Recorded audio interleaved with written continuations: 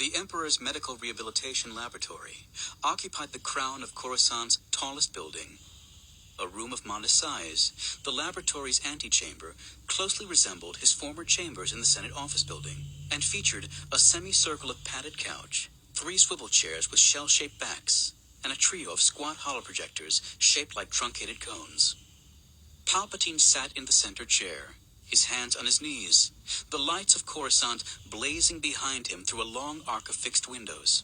The cowl of his heavy robe was lowered, and the blinking telltales of an array of devices and control panels lit his deeply creased face, the face he kept concealed from his advisors and senatorial guests.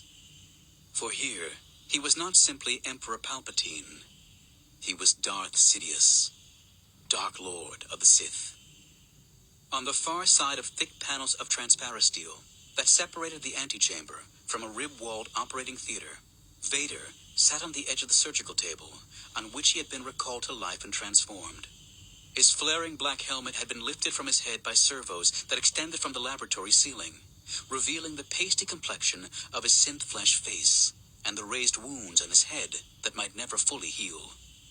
The medical droids, responsible for repairing what had remained of Vader's amputated limbs and incinerated body, some of which had observed and participated in the cyborg transformation of General Grievous on Geonosis a decade earlier, had been reduced to scrap by a scream that had torn from Vader's scorched throat on his learning of his wife's death. Now, a 2-1B droid, responding to Vader's voiced instruction, was tending to an injury to Vader's left arm prosthesis, the cause of which he had yet to explain. The last time you were in this facility, you were in no condition to supervise your own convalescence, Lord Vader, Sidious said, his words transmitted to the pressurized laboratory by the antechamber's sensitive enunciators. And I will remain ward of myself from this point forward, Vader said through the intercom system. Ward of yourself, Sidious repeated in an exacting tone. When it comes to overseeing modifications of this shell, Master, Vader clarified. Ah, as it should be.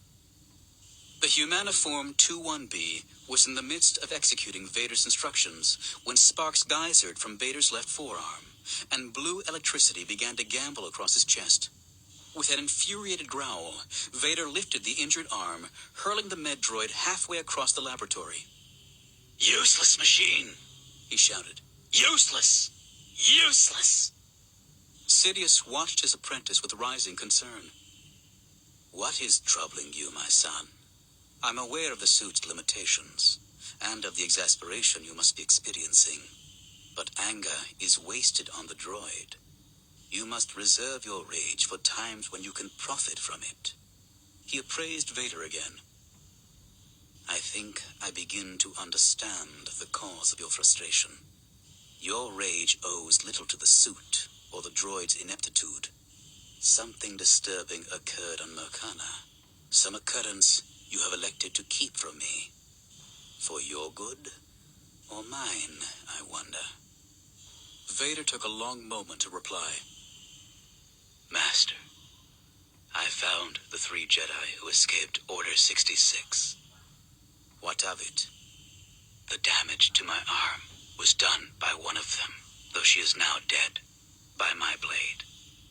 And the other 2, they eluded me. Vader lifted his scarred face to regard Sidious. But they wouldn't have if this suit didn't restrict me to the point of immobility.